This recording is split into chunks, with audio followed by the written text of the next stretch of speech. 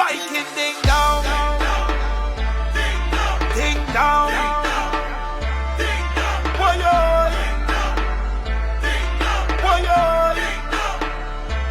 if you want your fed done, call me out, your party done, call me out. Now, we are here where, as we said, in between jobs.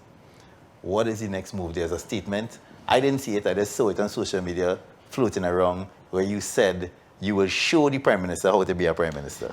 Yeah, and again, if people look at me as a commissioner of police and say, oh, he's too aggressive, but how I was trained in one of the best military academies in the world. I was in Sandhurst in the United Kingdom.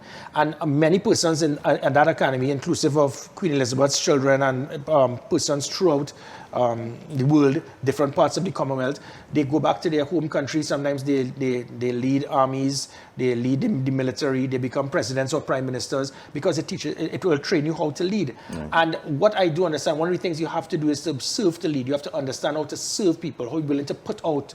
And I have seen that with Keith Rowley. He does not have that ability to absorb and listen to people. And that's what I do. I listen a lot what people have to say before I make a decision. I don't say it is me. And if you listen to Keith Rowley, everything he says, I have instructed the Minister of Energy and I have directed the Minister of National Security. It shows dictatorship from all angles. I have no intention to operate in that manner. Keith Rowley has never walked his Diego Martin West constituency in decades, probably. I intend to show him how to be a member of parliament, how to be a leader, how to serve people, how to get people to buy into the fact that this man really cares and he's not doing it because of his own agenda. My final point on that is that I have seen too often that political leaders and parties, they have divided this country because of race. It helps them. We cannot be running a country and then every single thing you do is to try to use division. Fitzgerald Hines, most of his comments is always about attacking and destroying the UNC, the hatred, the evil of the UNC. How can you swear an oath that you want to serve your country, but you have so much hatred for half of the country? My job is to unite the country. Keith Rowley, his job has always been seen as dividing the country. So I intend to show him how to lead a country. So Gary, any next for the balance of 2022? I will continue to do what I can to serve my country in any way that I can. If it is that there's a need for a new vehicle, we always look at the P&M or the UNC, the red or the yellow, the ketchup or the mustard. And ketchup and mustard, you have to pay $2 extra for it. Yeah, so I think the country right now, they do not need to pay that $2 extra. They do not need to always have to select between the red ketchup P&M or the yellow mustard UNC. When in 2007, we had the last time that the country had a third option, which was the Congress of the People. And at that time, we had two very great political leaders in Basio Pandey and Patrick Manning. So because of their power and their strength and their charisma, they were able to make sure that there was a solidified base in both the PNM and the UNC. At this time, it is the weakest we've ever seen the UNC and the PNM because of leadership as well. There's a vacuum. So you can't compare Keith Rowley to Patrick Manning. So with it now, it means that there's a major cut into the base of both the PNM and the UNC that is there for the taking. When you look at the 3rd constituency in 1981, it started with the ONR with 91,000 votes. 10 years later, the NAR in 1991, in general election, they got 127,000 votes. Moving to 16 years later, in 2007, the Congress of the People got 147,000 votes. 15 years later, it means anyone who's from 32 to 18 years to 32 years, who they've never had a chance for a third option. That's 150,000 votes there. Apart from the fact that the UNC and the PNM, they're dismantled at this time. But that's statistically though. But you think that's statistically and you're correct with the numbers. But how you think that there's space right now to take the 150,000 and actually turn it into something? Well, the 150 is already there, as I said. It continues I know to build. they're there. So that 150 added. Mm-hmm. No, it's not on paper. That happened in 2007. So what I'm showing is that as we continue, that 3rd constituency continues to increase. So at reaching 147,000 15 years ago, it's obvious it's 250,000 odd now. Mm-hmm. And is that going to be enough to form a government? We do not know. It remains to be seen. But 250,000 persons is arguably it could be just about 1/3 or more of the voting population. They must have a part to play.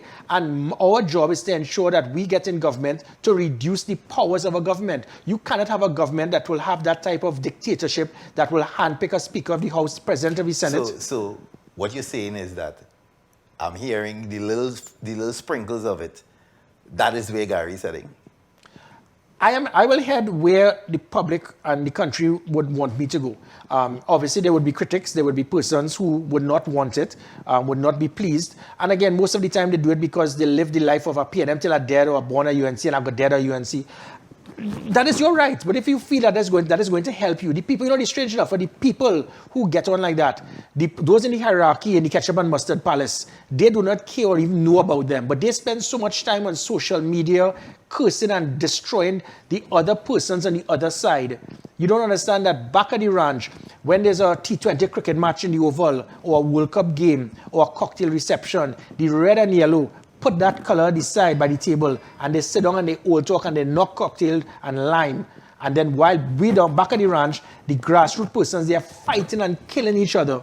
And that is where I am trying to get persons. We need to unite as a country.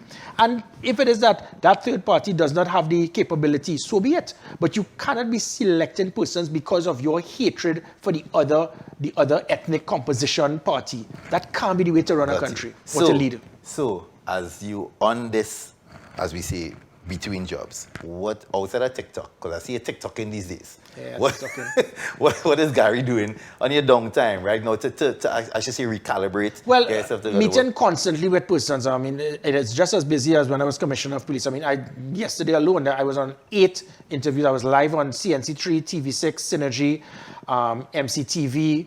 I was on this New York station, 95.9 for 3 hours and 50 minutes last night. Wow. So, and in contrast to what people think, I don't apply and ask people to come on air. People ask me. Right. So that obviously I would not reject. And that's where I've always been. I've been accessible. And that is something that Keith Rowley and other leaders cannot do. They do not. You think you could get a prime minister to do this? If I'm a prime minister and you call me and I will come on the show, because people want to make sure that prime minister, that minister, that commissioner of police, he must be accessible. Don't just stay there and have coordinated and organized interviews. And then after, remember last this thing, meetings with the prime minister. And then he has a minister in the back doing this to try to get everyone else to clap. Like those little seals going, oh. That is not, you can't run a country trying to fool people like that. And then you have people trying to tell you when to clap. It shouldn't be staged. So I would always be somebody on the ground, speaking to persons, hearing their concerns, hearing what they have to, what can be done to make this a better country. Right. So guys, this wasn't conversations or questions with Gary Griffith. This was just Gary, and I'll be transparent and honest with you. It didn't start so sweet at the top of this interview. That's an understatement. It did not start sweet at the top. It had little raucousness, but nevertheless, we are here because we are all grown, and this is what it's about. This right here is real. You have to be able, as human beings, to have conversations with each other, listen to what people are saying, and I say listen actively. A lot of us listen just to answer, but don't really listen and hear what somebody else is saying. So I want to thank you so much for taking the time to come, and we did call him. That is the truth. He didn't call. We called him to be here. All right? So I want to thank you so much for being here. This is Tonight on M&Etv. I want to thank Gary for passing through. It's your boy Jaiga. Don't go nowhere. We have more coming up. Keep it locked. Calm down, your party